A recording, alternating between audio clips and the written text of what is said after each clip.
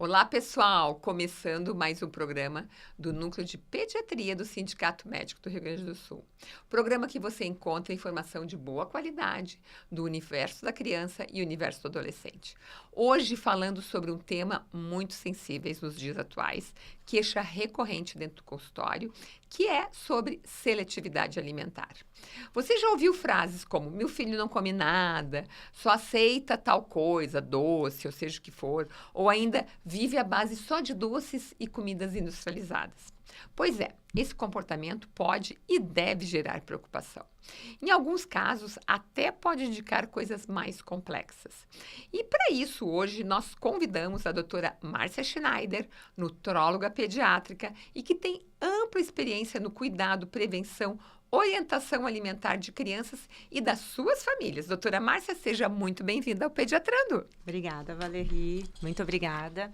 Muito bom ter esse convite para conversar. É uma queixa muito recorrente no consultório mesmo, sabe? A gente vê que as famílias estão muito preocupadas com o que os seus filhos comem. Enfim. Ainda bem, né? Ainda bem. Porém, às vezes, eles vêm com uma queixa muito, às vezes, errada do que é realmente a seletividade alimentar, né? Bom, então vamos começar por isso, né? O que é a seletividade alimentar? Ela é normal em alguma fase da infância? O que é isso, então? Pois então, assim, acho que paladar, eu sempre digo, não se discute, né? E a gente sabe que a criança, ela tá formando o seu paladar desde o intraútero, né? Então, porque ela deglute líquido amniótico, ela tem várias habilidades até os 2 anos, desde após o nascimento, sucção, o leite materno, e o leite materno varia muito de sabor. Então, essa é uma construção. Acontece que a partir dos 2 anos, e antes disso, voltando um pouquinho mais, a criança está maravilhosamente crescendo, é o pico de crescimento, e eles querem comer tudo. Uhum. Tudo. Eles abrem a boca o tempo inteiro, né? E tudo que é ofertado, eles comem. E aí, chega aos 2 anos. E aí, começa o fisiológico, né? De diminuir a velocidade de crescimento, né? A criança não precisa crescer os seus 25 centímetros do primeiro ano, né? E aí, a necessidade calórica diminui. Então, a primeira coisa, ele já não tem vontade de comer tudo, a quantidade que ele comia. E aí, a família já começa a se entrar em desespero, né? Então, a primeira coisa é um pouco da má interpretação da família do que é o comer menos ou não quer comer, tá? Aí, a partir dos 2 anos, até a idade escolar, a criança começa a diferenciar, a criar essa autonomia, né? De novo, é o desenvolvimento neurológico, o desenvolvimento normal da criança, que todo pediatra, né, que atende criança, que conhece criança, que estudou criança, que acompanha essa criança, acompanha, né? Ou seja, quem realmente se dedicou ao estudo do desenvolvimento infantil, sabe que tem essa variação, né, fisiológica, e a gente sabe que existe um nadir, né, exatamente, o próprio IMC fala, a queda do IMC é fisiológica no 5º ano de vida. O que é o IMC? Exato, lembrado. É o índice de massa corporal, né? Que é a relação do peso sobre a altura ao quadrado. Então, a gente sabe... É um cálculo, pessoal, que a gente usa que nos dá uma noção melhor como é que tá tudo, né? Exatamente. Tá indo bem ou não em relação a peso e altura. Em termos de nutrição, é bem importante, porque a criança no primeiro ano tem um pico, então ela ganha peso, cresce, tem um IMC que vai aumentando, e fisiologicamente eles têm o que a gente chama de nadir, que é a queda, por volta dos 5 anos, que é o fisiológico. Por quê? A partir dos fisiológico quer dizer normal, tá? Isso quer dizer. Então, a partir dos 2 anos, porque a criança não precisa ter tão alta aquela velocidade de crescimento. E aí, cai a ingestão calórica. E não necessariamente aquilo é uma seletividade, porque ele não precisa de tanta caloria. Então, o primeiro erro, interpretar aquilo como se fosse seletividade alimentar, e não é, na verdade. Exatamente. Então, e aí ainda por cima disso, cai o IMC, ok? E aí os pais ficam apavorados, ou seja, ele parou de comer e parou de crescer. Né? E aí, de novo... Na mesma velocidade que ele fazia. O pediatra que está muito acostumado, sabe interpretar as curvas de crescimento, que sabe que aquilo é o esperado para a faixa etária, vai dizer para a família. Então, o pediatra que está muito acostumado, né, a interpretar os gráficos de crescimento, que é a nossa ferramenta, né, maravilhosa para seguir uma criança saudável, crescimento, sabe e vai dizer para a família. Isso é o esperado, né? Então, depois disso... outra coisa que a gente sempre fala é expectativa versus realidade, né? A família sempre pensa que eles têm que comer uma comida maravilhosa, super variada, com pratos sofisticados, né? E eu sempre digo, expectativa versus realidade. Se a criança come os grupos alimentares que são as fontes calóricas de energia, que a gente pode chamar de carboidratos, né? O nome nutricional falando. Exemplos para o pessoal entender. Massa, arroz, batata, né? Feijão. Né? Aí o feijão entraria já na fonte proteica. Sim, verdade. Né? Aí já feijão não é. E carnes Isso. e ovos, né? Então entraria nesse que são os construtores. Ah. Então esse seria o outro grupo alimentar. Aí o grupo dos vegetais, frutas e verduras, né? Então seriam os 3 grandes grupos. Tá?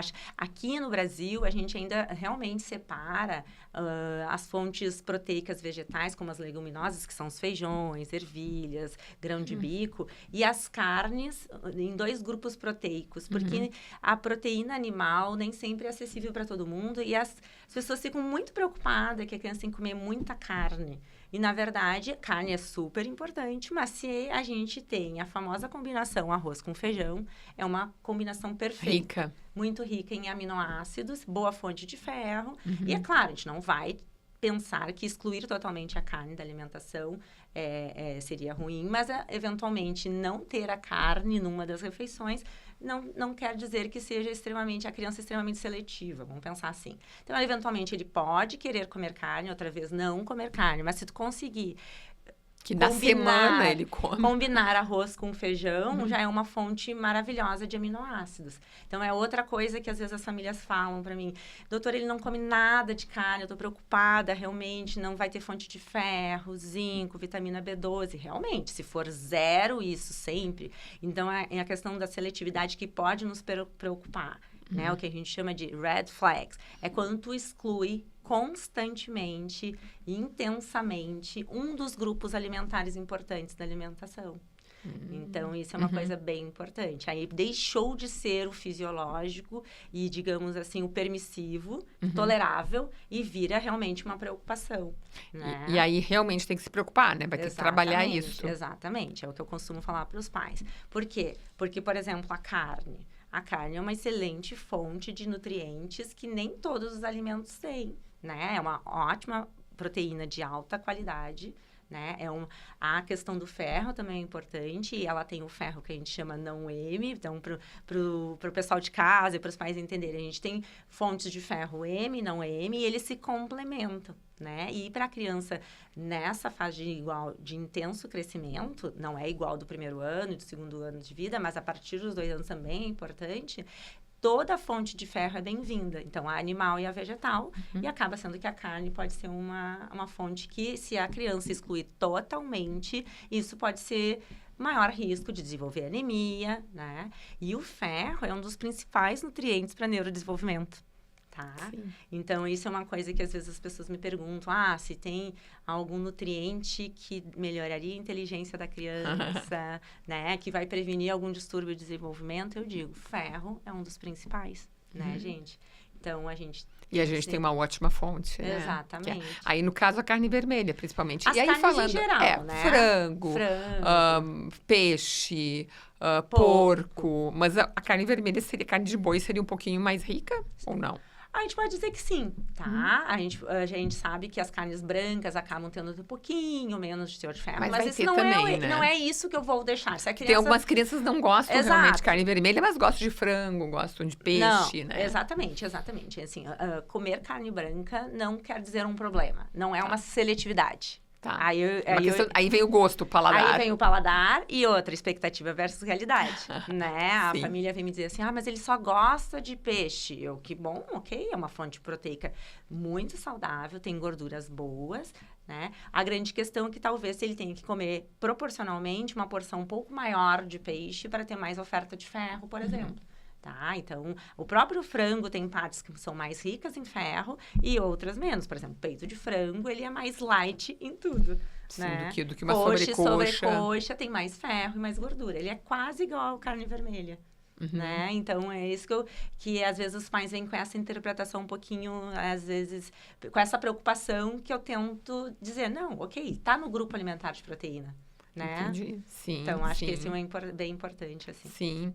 E existe uma idade específica que esse comportamento de seletividade costuma aparecer com mais frequência? Tu tinha falado que a partir dos 2 teria essa questão, Isso. mas a questão do gosto, não. Pode aparecer em qualquer idade. Aquele bebê, os pais sempre falam, eu gostaria de conversar sobre isso também. Aqueles bebês que cospem tudo que eles botam na boca. Ele não gosta de mole, doutora. Ele só gosta mais de durinho. Ele não gosta de azedo, só gosta de mais de doce. E aí? Então, assim, vamos por partes, né? Eu acho que em termos de... A partir dos 2 anos é o que começa a gente perceber mais isso, porque a criança começa a desenvolver a autonomia. A gente diz que no pré-escolar, a neofobia começa a aparecer. Digamos assim, essa fase é a mais intensa da neofobia, e porque ele tem a individualização. O que é neofobia? É não gostar de alimentos novos, né? O que sai da rotina dele. Exatamente. E em termos de não gostar de alimentos e cuspir, seria talvez um pouquinho mais prévio a isso, porque seria mais na fase da introdução. E aí a gente tem que lembrar que todo alimento é muito novo na fase da introdução dos 6 meses em diante, né? Então, textura, sabores, cores, cheiros, é muita novidade ao mesmo tempo. Então, é normal a criança, em alguns momentos, ter um reflexo de o que a gente chama de gagging, que é fazer aquele, né? Sim. Parecer que tá engasgando, mas não. E aí as mães se apavoram, porque, quando eu dou carne, ou quando eu dou uma coisa mais fibrosa, sei lá, um brócolis, alguma coisa mais, uma textura mais, né, que sente mais, eles fazem esse reflexo, e elas ficam preocupadas com o engasgo, e aí eles assim, aquilo fez mal, porque toda vez que ele come, ele parece que vai vomitar. Sim. E, na verdade, é um reflexo, né? E aí, tu acaba eliminando isso e realmente ele elimina não vai... precocemente. Então, lembrando que a exposição, né, tá nos livros, tem que ser de 10 a 15 vezes um alimento. Isso é muito importante, ó. Fala pro pessoal lá. Um alimento novo, né, um alimento novo tem que ser ofertado pelo menos 10 a 15 vezes, de maneiras diferentes. Às vezes um pouco mais cozido, às vezes cru, às vezes esmagado, às vezes picado, até a criança se adaptar. Inicialmente, até, assim, começar a dessensibilizá-lo, aí vem aquela questão da sensorialidade. Sim. Deixar a criança manipular, brincar, fazer sujeira, né? Isso pois é isso super importante. Isso os pais vão ter que aceitar, né? Que a criança tem que poder pegar com as mãos, né? Se sujar, paciência. E uma das gêneses da dificuldade alimentar, né, que a gente, quando lê esses assuntos, é muito interessante, assim, é muito o comportamento da família, no sentido, eu já falei aqui, né, a interpretação equivocada, que não é a culpa, mas é coisas que vêm de bagagem, né, de literatura, às vezes, que não é a da mais acertada, a expectativa, e a terceira é a família que não tem o paladar adequado. Não se preparou para receber essa criança. Então, aí, sim, eu não gosto, sei lá, eu não gosto de laranja azeda, só consigo comer laranja do céu, por isso que ele nasceu e só gosta de laranja do céu, né? Então, assim, eu senti um cheiro né? Eu senti um cheiro dessa fruta, eu não suporto o cheiro de banana, por isso que eu não consigo dar banana, ele não gosta de banana também. A criança, ela nasce, ela tem muito do imprint, claro, do que a família, que a mãe comeu, principalmente na gestação e na amamentação. Interfere, então? Já interfere o que a mãe come na gestação? Sim. Importante ter uma boa alimentação ali, sempre, então, né? Sempre, né? É aquela coisa também dos 1000 dias, falando, né? Que o período gestacional influencia em várias coisas. De qualquer forma, o paladar está se formando. Então, ele não é ali o momento que ele sabe que é bom, que é ruim, né? Ele está aprendendo, tá? E aí até entra numa outra coisa que as famílias frequentemente falam. Mas, doutora, ele só gosta de coisa doce. Isso é o mais frequente. É o mais frequente. E aí, o que a gente costuma dizer?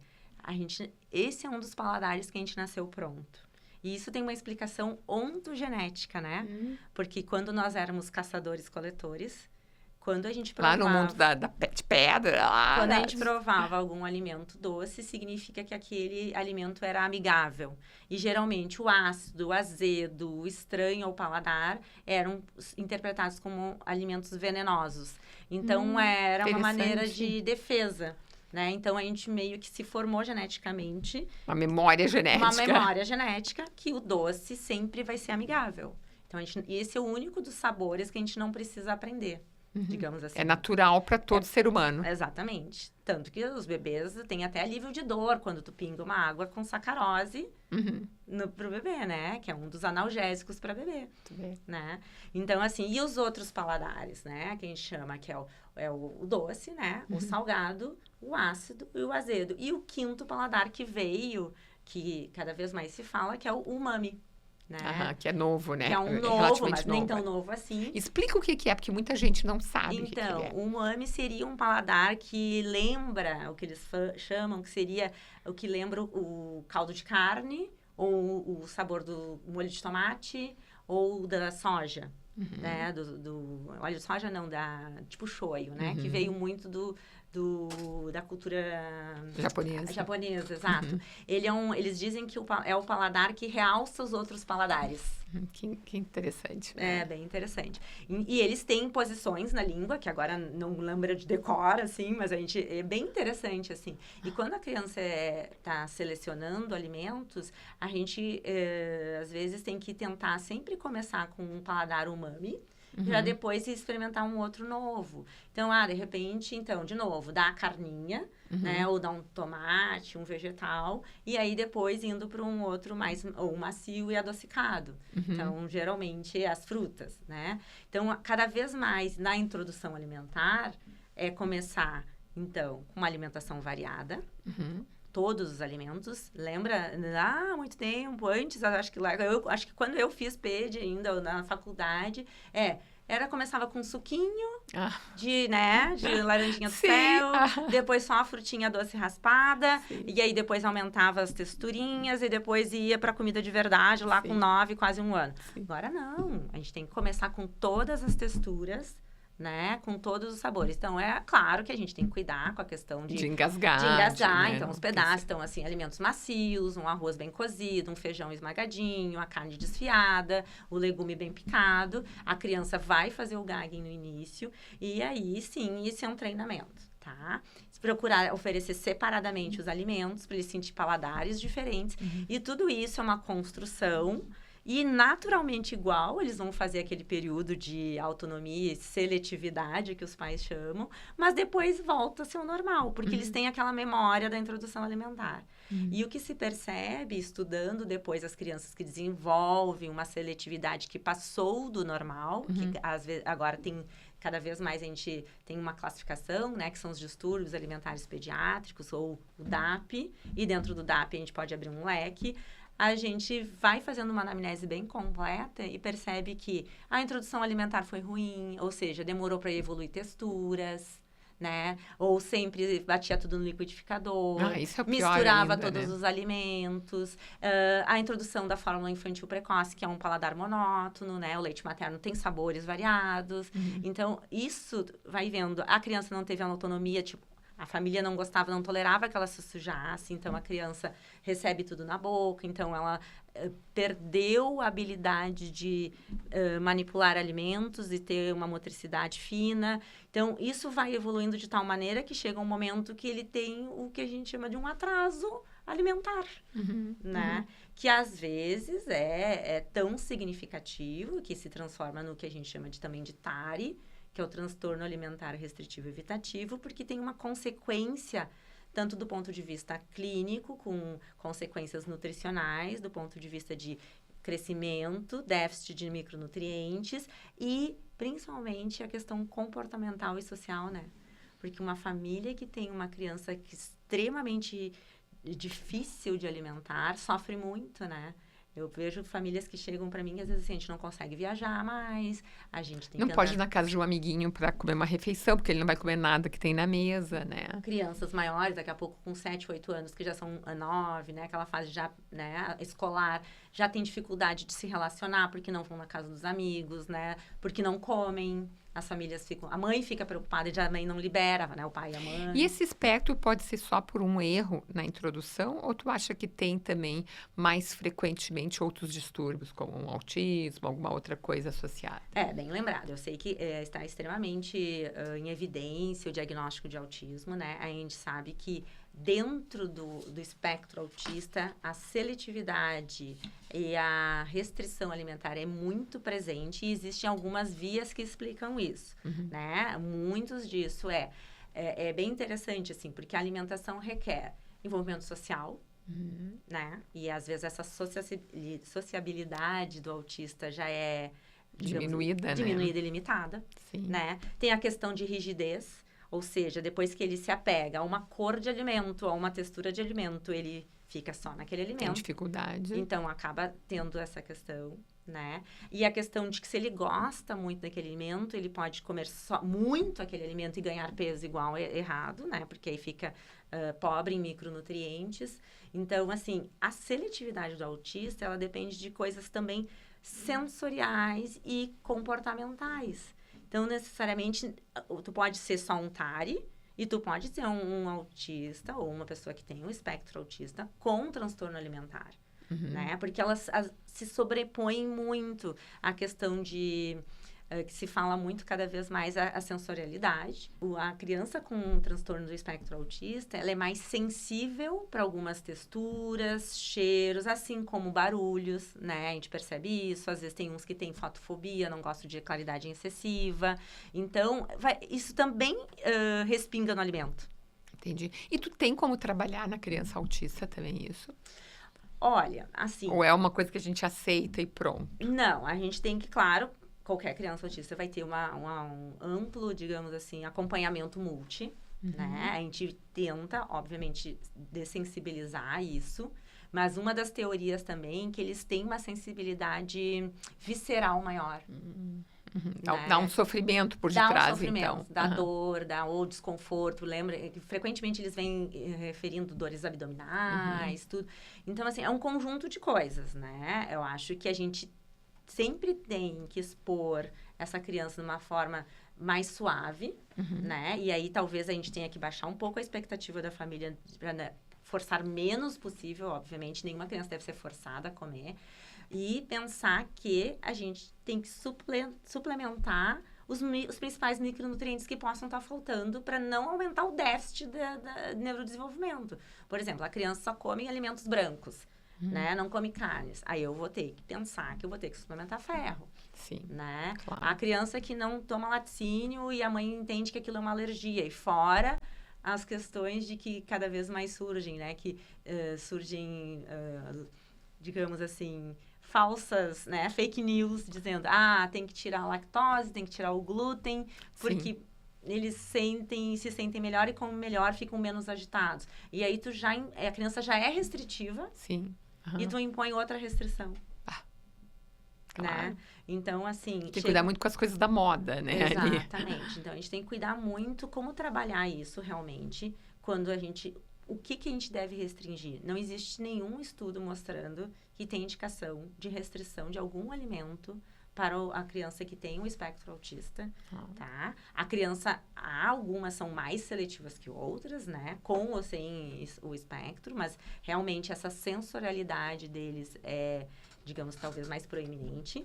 E trabalhar coisas de psicossociais neles é mais difícil na criança que só tem seletividade ou que mesmo já tem o TARI, né? Porque eles não têm essa parte do emocional, afetivo, para considerar o que a gente fala do comfort food, aquela questão, aqueles momentos gostosos de alimentação em família. Isso para eles não pesa tanto, né? Então, a gente tem que assim, é um caminho, às vezes, difícil de trilhar, com certeza. Eu acredito que as famílias é um desafio para as famílias. E tem que ter paciência, né? Paciência. E qualquer vitória é uma vitória, nesse caso, né? O que a gente tem que pensar? Dentro daquilo que ele aceita, quais são os grupos que eles aceitam, isso independente se é neurodivergente ou não, né? Porque a gente também tem os TDA, tem várias crianças que são extremamente seletivas por sensorialidade só. Então, assim, dentro dos grupos que ele aceita. Ele aceita do grupo do feijão. A mãe diz, ele só gosta de feijão branco. Ok, não precisa comer todas as cores de feijão. Sim. Né? Aí ele só gosta de massa. Ok. Tá, vai faltar fibra, talvez, mas assim, ok, é outro grupo energético. Dos vegetais, ele só come uma coisa bem diferente, sei lá, vamos pensar na berinjela. Sim. Tá? Então, assim, eu acho que dentro de cada grupo tu consegue chegar, e aí, nisso, com o apoio de um nutrólogo, um nutricionista... Tem que ter apoio, a gente vai identificar o que precisa suplementar. Esse não toma laticínio de jeito nenhum, não come queijo. Ou fibras também, né? Que eles comem pouca ingestão. A gente vai pensar em suplementar cálcio, ou vai suplementar ferro, né, fibras. Então, acho que isso é importante antes de... só pensar que tem que comer de qualquer forma, né? Tá. E um último assunto, que já quase terminou nosso tempo, a obesidade e a seletividade alimentar. Como é que a gente ver essa associação aí. Muito difícil, né? Porque aí a gente tem que trabalhar. O que acontece na seletividade dentro da obesidade? É que eles realmente, quando gostam de um alimento, comem em excesso aquilo. E geralmente está associado com um consumo muito alto de ultraprocessados, né? Porque aí a seletividade... Tu falaste uma coisa no Congresso de Gastro, que a obesidade no mundo aumentou com a introdução, não foi? Exatamente. Fala um pouquinho sobre isso aí, achei interessantíssimo. Não fui eu a dona dessa teoria. Isso aí foi estudando e trouxe. E o que a gente tem que se orgulhar é que foi um brasileiro, né, Dr. Carlos Monteiro, que levantou essa hipótese e foi trabalhando. E a questão do ultraprocessado no mundo é exatamente isso, assim. Ele foi levantando por estudos as prevalências de obesidade no mundo e como que a indústria de ultraprocessados estava crescendo naqueles determinados países e como é que foi a evolução disso no mundo. Ele viu como se fosse uma coincidência. Entrou a indústria processada, começou a elevar o peso das pessoas. Eles estudaram várias teorias, né? Tipo, foi a gordura, foi o carboidrato, foi a proteína, foi... Sedentarismo, tudo mais. É um conjunto da obra. Mas um dos estudos que mais foi impactante, porque teve um americano, que eu não me lembro o nome agora do estudioso, mas enfim, isso que quis rebater essa hipótese inicial brasileira, que fez um estudo bem pequeno, que foi meio... confinar, digamos assim, né? Pegou um mini grupo de 20 pessoas, 10 para cada lado, se eu não me engano, e um grupo poderia comer só comida de verdade e outro só comia ultraprocessado ad libitum, ou seja, à vontade. Eles autorregulavam a sua ingestão, tá? E depois eles cruzavam, ou seja, depois de 2 semanas, o grupo que só comia ultraprocessados à vontade ia para o outro, e o que não comia ultraprocessados foi para comer ultraprocessado. Mas também comia à vontade, só que não era ultraprocessado, era comida mesmo. Pesaram, mediram, avaliaram e contaram as calorias, porque todos os dias eles faziam um recordatório, né? Eles diziam assim, o que tu comeu hoje? Ok, comeu isso, blá, blá, blá. E aí eles viram que, naturalmente, sem organizar, digamos assim, nem dar uma diretriz nenhuma, todas as pessoas que entravam no grupo do ultraprocessado consumiam mais calorias, naturalmente. Porque comia mais, porque o alimento ultraprocessado é hiperpalatável. Ele mexe numa área do cérebro muito sensível, que é o prazer hedônico de comer. Dá vontade de comer mais ainda. Exatamente. Então, essa seletividade que a gente percebe muitas vezes na criança obesa, e principalmente a gente vê... criança obesa não, né? Acho que é bem importante a gente lembrar disso, que cada vez mais a gente tem que falar também, não só a criança como adulto. Pessoa portadora de obesidade, né? Porque a obesidade tem que ser encarada como uma doença crônica. Exatamente. Né? E grave, né? A gente não pode mais botar a culpa da pessoa na pessoa por ser obesa. Ou na criança também. Ou na criança, nas famílias. Então, a gente tem que dizer, ela se desenvolve como outras doenças crônicas não transmissíveis. E o meio e a produção e a facilitação de ultraprocessados no mundo facilitou isso, né? Nossa, que mensagem importante tu está dando hoje, né? Infelizmente, acaba sendo cruel porque são alimentos mais baratos, né? Exatamente. E isso está acontecendo no Brasil, né? Onde a gente comia o nosso arroz e feijão, o bifezinho, ou uma batatinha, uma saladinha verde. Hoje ficou muito caro esse básico, né? E está se trocando por nuggets, por coisas prontas, massinha, né? E eu gosto de lembrar também as famílias, que às vezes eles ficam desesperados, mas eles só comem arroz e feijão.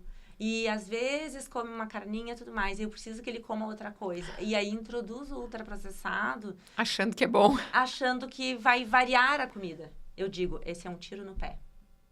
Né? O tiro no pé, porque aí tu ensina a comer salsicha, tu ensina a comer nuggets, ensina a comer um miojo. É aquele franguinho empanado pronto com alguma coisa lá que é quase que um puxa, caminho sem volta. É verdade, né? verdade. Porque aí tu cria a seletividade. Claro. Né? Claro. Porque o alimento é hiperpalatável, dá uma explosão de prazer. E aí, por que a criança acaba sendo sensível? Porque é uma área do cérebro muito informação ainda, né? Ou seja, de volta, a família é o mais importante, pessoal, tá? Eu acho que aqui ficou o recado, né? Sim. Dentro da seletividade alimentar, nós temos que trabalhar a família desde antes da criança nascer e evitar processados e ultraprocessados ao máximo, né, Márcia? Sem dúvida. Eu acho que essas são as grandes mensagens, assim, né? Pode falar para eles Uma aí, das aulas que eu estava já estudando, tudo assim, porque frequentemente cai às vezes, no especialista, no caso, para mim, que vem do pediatra, é quando já está meio instalado o processo, né? Já está extremamente seletivo, a família está em sofrimento com aquilo, do ponto de vista emocional e de rotinas familiares. Sim. Mas aí a gente tem que falar pro pediatra, que é importante, né? Que é o formador dos hábitos alimentares, que orienta a família. Deveria ser, né? Quando ele existe. Exatamente, que é o grande orientador das famílias no cuidado das crianças, né? Que a gente tem como prevenir tudo isso. Com uma boa introdução alimentar, com aleitamento materno, né? Com comida variada, comida de verdade, com texturas, né? Então... E com a orientação, quando dá essa confusão toda, tu tem para quem perguntar que tu pode confiar, né? Exatamente. Então, muito obrigada, tá? Nossa, foi muito rápido, né? Passou meia hora, mais de meia hora já, passou correndo, tá? Então, muito obrigada, espero te ter aqui mais vezes, tá? Uhum. Pessoal, espero que tenham gostado, ficou aí a mensagem. Mais uma vez, nós vemos também o papel do pediatra, tanto no consultório particular, como principalmente na unidade básica de saúde, nós temos que ter o pediatra. Hoje a gente tem essa luta de trazer de volta o pediatra, e aqui mais um exemplo onde ele é necessário, e é necessário no dia a dia, para pegar essas mudanças, para pegar essas alterações, orientar junto com a família e fazer crescer uma pessoa saudável e sem maiores problemas. Muito obrigada, espero que vocês tenham gostado.